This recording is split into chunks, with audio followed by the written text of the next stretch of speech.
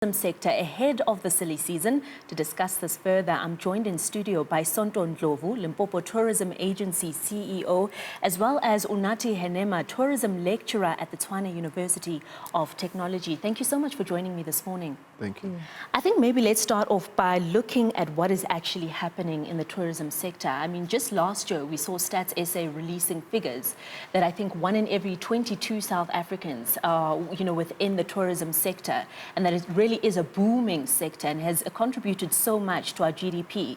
And then this year they come out and they say, well, there's actually been a decline in the tourism sector, and that's been attributed to a number of things, whether it's natural disasters like the drought in the Western Cape to self-made issues like the crime that we're battling in the country. So maybe, Unathi, if you can just start off by telling us what exactly is happening in this sector. I think one of the basic issues happening in the sector is you find that people are looking for unique experiences, authentic experiences, and that is obviously linked to the growth of the millennials as a sector that wants truly true experiences when they come to a destination.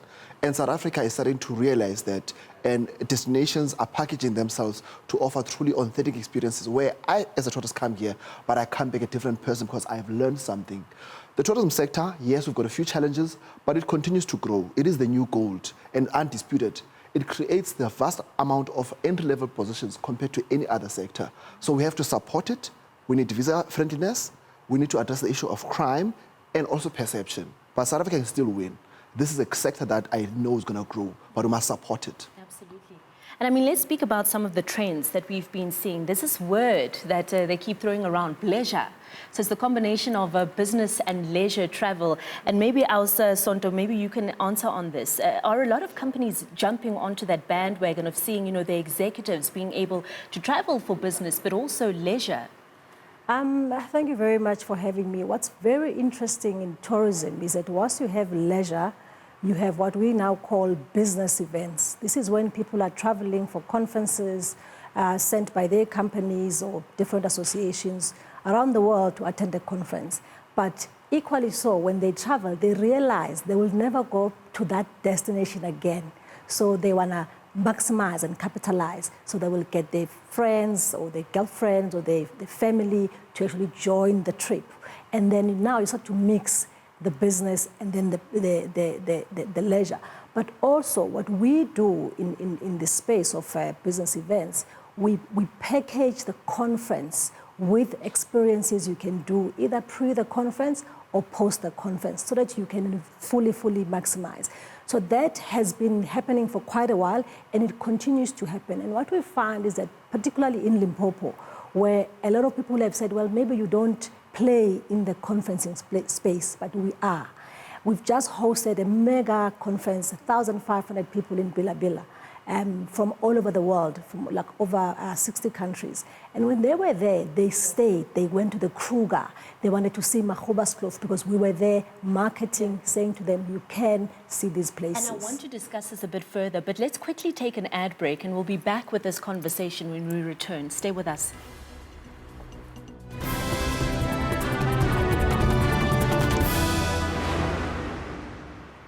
Welcome back. I'm still joined in studio by Sonto Ndlovu, Limpopo Tourism Agency CEO, as well as Unathi, Henama, the Tourism Lecturer at the Tshwane University of Technology. Now, Sonto, before we went to the ad break, we were speaking about, the business and leisure combination. And I mean, I'm from Limpopo, and so I've also had the luxury, really, of traveling in and around Limpopo. And one of the places I went to was the Euphoria Golf and Lifestyle Estate. And when you speak about the combination between business and leisure, they've really been able to master that. I mean, you've got the big business conference areas there, but you've also got the cable cars, you've got the golf area, you've got the animals that are roaming around, you've got the spa, which really you just don't want to leave. Everything is in one place. Yeah. And so I must ask, with Unathi speaking about the pressures of the tourism sector currently, I'm sure the pressures for the Limpopo tourism must also be quite great. Well, we do have pressures, and our pressures come on the domestic side. On the international side, remember we are home to the Kruger National Park. The Kruger, actually 70% of the Kruger is in Limpopo. The world wants to come to the Kruger. So from an international point of view, we perform very well. In 2018, we saw 2.2 million people come to Limpopo. That was 16% growth over 2017. So from an international point of view, the tourists want to come to Limpopo. Yes, we've got pressures of you can't fly directly in sometimes. You know, you're limited in terms of access. You can fly into Hoedspruit, maybe from Cape Town, but directly from overseas, we don't have those flights. That remains a challenge. But I always say that's an opportunity, because the day that we open up our skies, you can just imagine what will happen to tourism in Limpopo. From a domestic point of view, yes, the locals are under a lot of pressure. Petrol prices have gone up.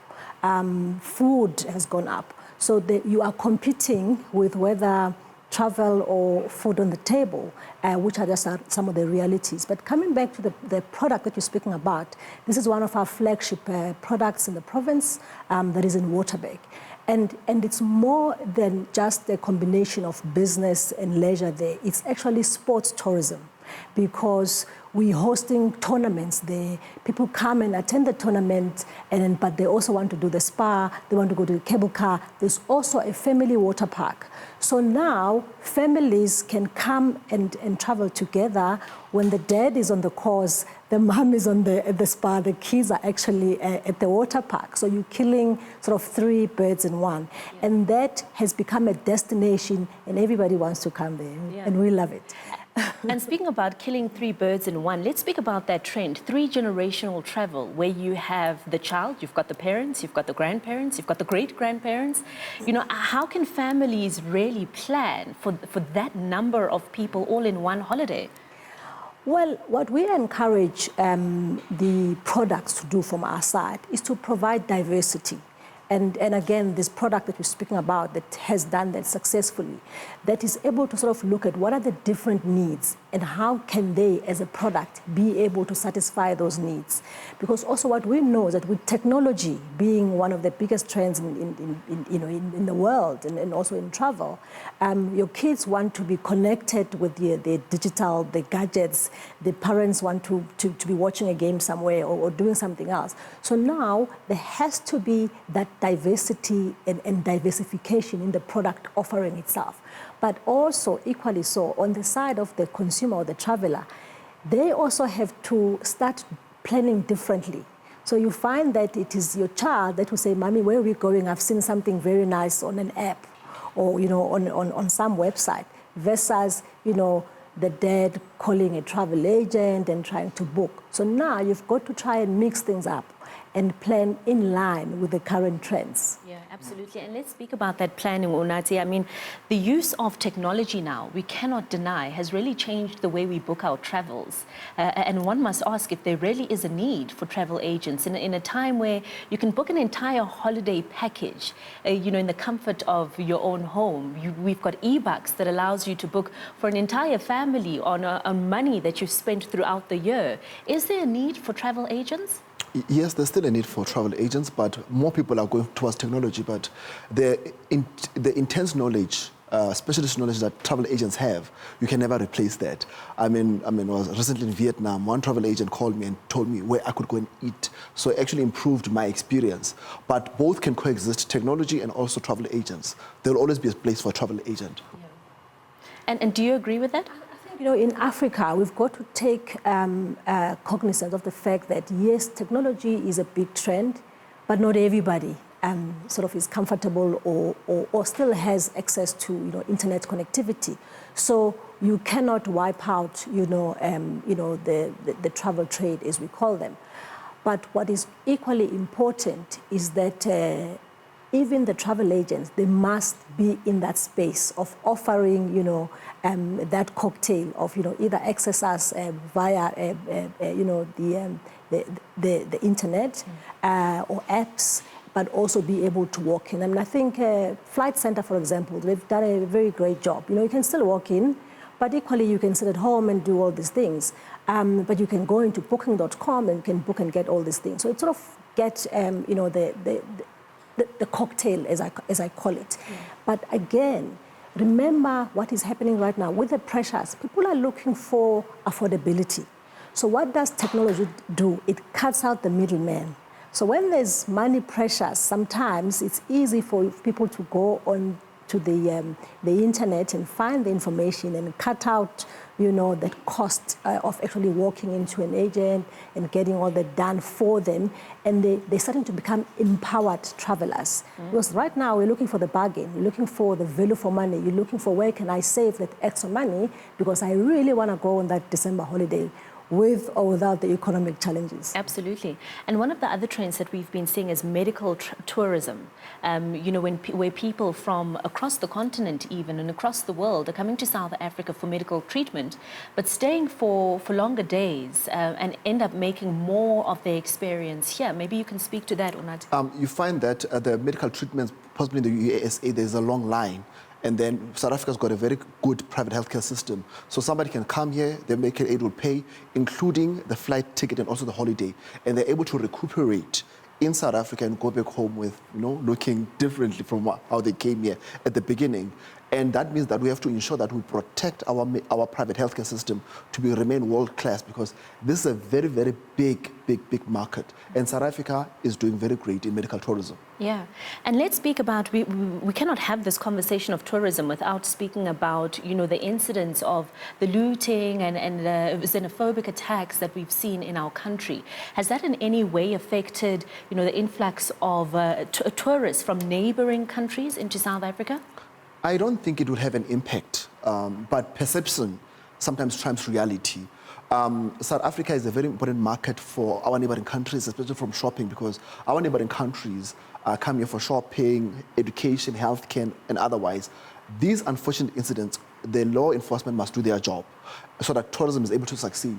That also means that we have to ensure that the experience that they get at Beitbridge is improved, because Beitbridge is one of the biggest things we've not addressed from a service perspective of how we treat our SADC tourists that come to South Africa. And I mean, let's just speak also on the issue of planning for these big holidays that we want to take with our families. And you as experts in the field, maybe for those watching at home who are unaware of when exactly should I start saving, when should I start looking, what would you say the best time to look is? You know, the trends right now is that, you know, in the past, people used to plan over 18 months ahead of taking a holiday, you know, to say, in 2 years' time, I would like to visit Limpopo, for example, and then they start searching for information. That has gone. You know, there is a lot of spontaneity. You know, there's social media, which, you know, inspires people to take the decision here and now. You know, some people see something nice, they call their friends, can we do this holiday next week? So we're finding a lot of sort of short sort of time planning versus, you know, what we used to in the travel industry. But because of that, it's also pushing, you know, the resorts and the products for them to always be ready with quick specials, you know, month end, weekend, just to accommodate those spontaneous travelers to travel. So right now, you may be thinking about December, yes, but equally so, think about spring. What are you going to be doing spring? Come to Limpopo, come and enjoy it, because you can. Because we've got a lot of events starting now, all the way till March, you know, from the Royal Heritage Festival to Mapungube Festival. Yes. You've got Marula Festival coming. So now it's like a period of festivals. I've got the Spring Festival in Mahoba's It's just coming up now. So people look at those lifestyle events and they're starting to change patterns in terms of, you know, your traditional way of planning for a holiday. And just before we wrap up this conversation, I mean, I am from Limpopo and I know how majestic and beautiful our land is. But there are many people at home who may not know this. And so you being from Limpopo Tourism Agency, we're going to take full advantage of you. You've got 1 minute to explain to the people at home why Limpopo should be a destination place of choice for them this December holidays. You know, Limpopo is such an amazing destination. And traditionally, we've been known for, let's say, ecotourism, our animals, the Kruger, maybe. But let me tell you, there's so much. I speak of Mahoba's Hannesberg, that whole area all the way to Zanin, Palabora, Hoedspruit, Waterberg. I mean, people who love birds. We have got over 400 bird species in Limpopo. People don't know this. So there's quite a lot of stuff to do. But what I find interesting is that the camping and the outdoor adventure kind of tourism is booming in Limpopo. People come flocking, caravans, tents, and not just, you know, the fairer skin. Black people are going and doing camping in Limpopo. It is possible. So we would really say, if you are planning for end of the year holidays, do look at Limpopo as an option. There is the euphoria, which is creating a huge euphoria everywhere on social media. Everybody wants to be there, including artists that are coming to South Africa. So that's quite incredible. Polokwane as a capital city, it's unexplored. People don't know the beauty of that little town that we have there. And we really encourage people to come and get what I call organic oxygen. It's fresh, it's free, it's beautiful, scenic beauty. Just for relaxation, Limpopo is really a best recharging destination, even for you working in Gauteng. Absolutely. Well, you heard it from our Sonto. Limpopo can be your holiday destination of choice this December holidays. I'm going to thank my guests. Thank you so much, Unathi and Sonto, for joining us on this topic. Let's take a quick ad break now. We'll be right back.